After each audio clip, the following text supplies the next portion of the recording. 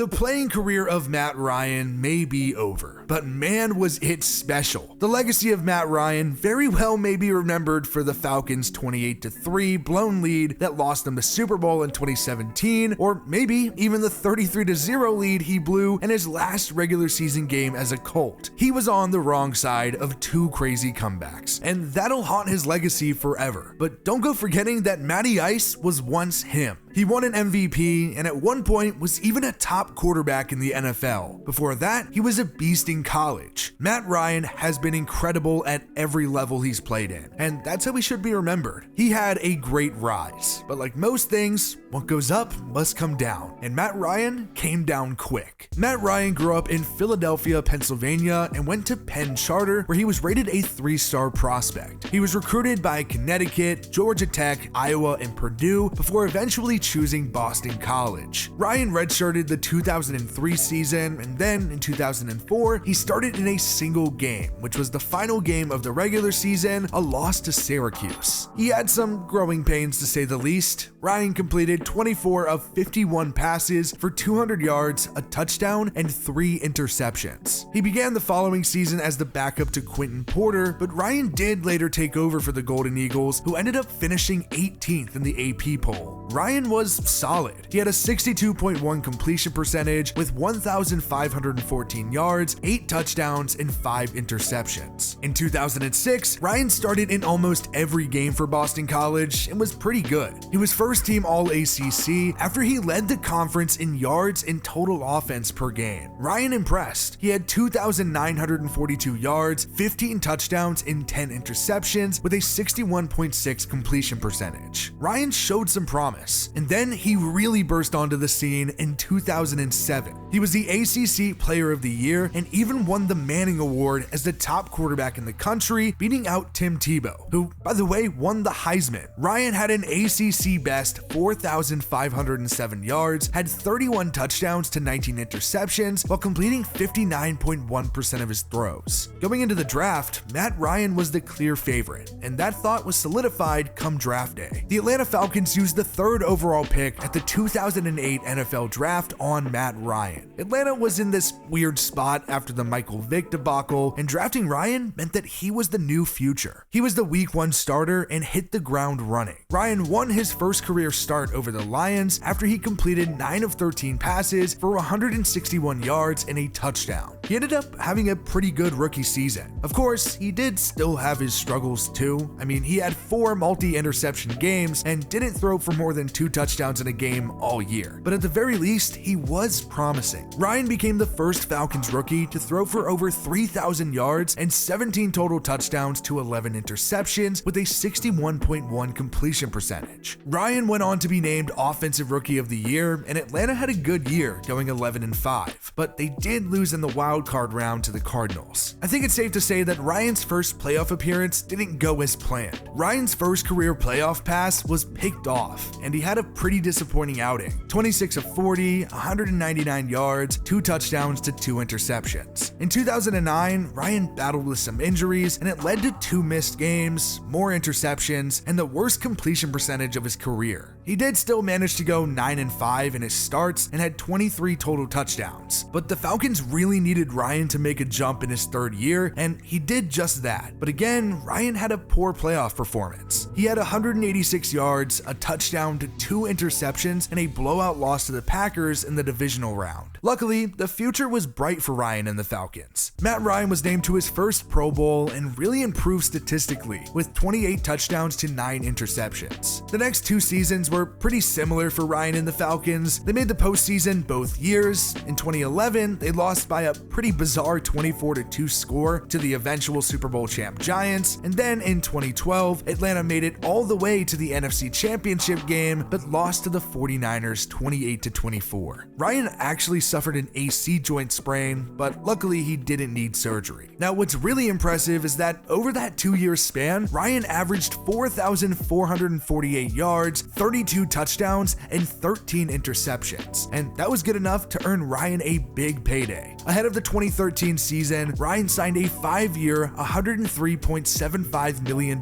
extension. Unfortunately, the next 3 years were pretty rough for Atlanta though. They only won 18 games over the stretch, and the roster was weaker on both sides of the ball. Overall, Atlanta just wasn't as good of a team, but they did slowly get better and even went 500 in 2015. Now, there wasn't really anything too exciting going on during those 3 seasons, and Ryan definitely turned it over a lot. Not only did he throw 47 interceptions, yes, 47, but he also fumbled the ball 22 times. Things weren't exactly great in Atlanta, until they were. See, in 2016, the Falcons, and Matt Ryan specifically, was unstoppable. Ryan had an insane year. He passed for 4,944 yards, 38 touchdowns, 7 interceptions, and completed 69.9% of his throws, all of which are his career bests. Ryan just dominated the league and won MVP because of it. Atlanta went 11-5 and made it all the way to the Super Bowl after beating the Seahawks in the divisional round and beating the Packers pretty handedly in the NFC Championship.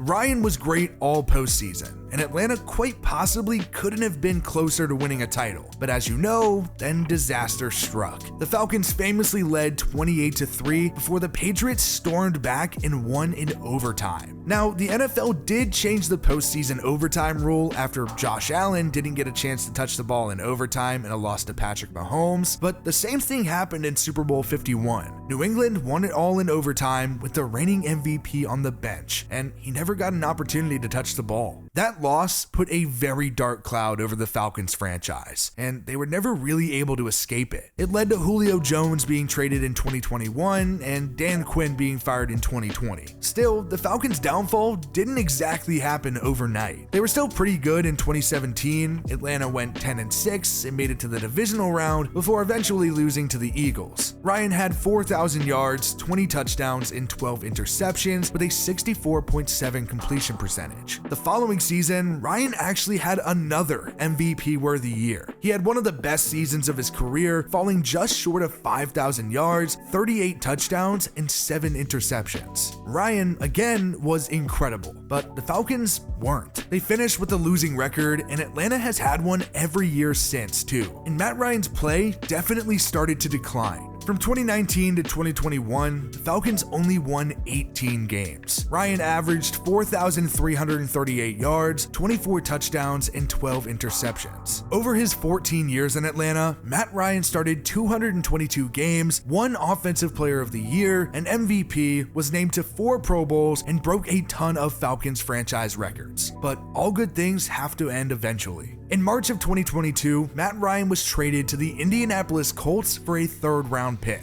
Last season was frustrating to say the least. Ryan started the Colts' first 7 games of the year, and they went 3-1 over the span. And Ryan was super mid. He had 9 touchdowns to 9 interceptions with 2,000 yards. The 2 most memorable games over that stretch came against Jacksonville. In week 2, Indianapolis got absolutely shut out and Ryan threw 3 interceptions, but then 4 weeks later, Ryan threw 3 touchdowns without a single pick and a win over the Jaguars. The next week, the Colts lost to the Titans, and Ryan didn't play in the Colts' next 2 games because of what Frank Reich called a shoulder injury, but once interim coach Jeff Saturday gained control, Ryan returned as the starter. In the following 5 games, Ryan had 5 touchdowns to 4 interceptions with 1,000 yards. The Colts went 1-4 over that stretch, including a historic loss to the Vikings after the Colts blew a 33-point lead. It was the biggest comeback in NFL history, and safe to say that wasn't new for Matt Ryan. Matt Ryan has been on the wrong side of the biggest comeback in Super Bowl history and now in league history. Unfortunately, that'll probably be his legacy too, and that was his last game, so it will definitely be remembered. Ryan didn't play in the Colts' last 3 contests and was released in March of 2023. He joined CBS Sports as an analyst, but hasn't exactly shut the door on an NFL return, and he made it clear he wasn't retiring just yet. So maybe this isn't the end, but if it is, then it was one hell of a ride for Matty Ice.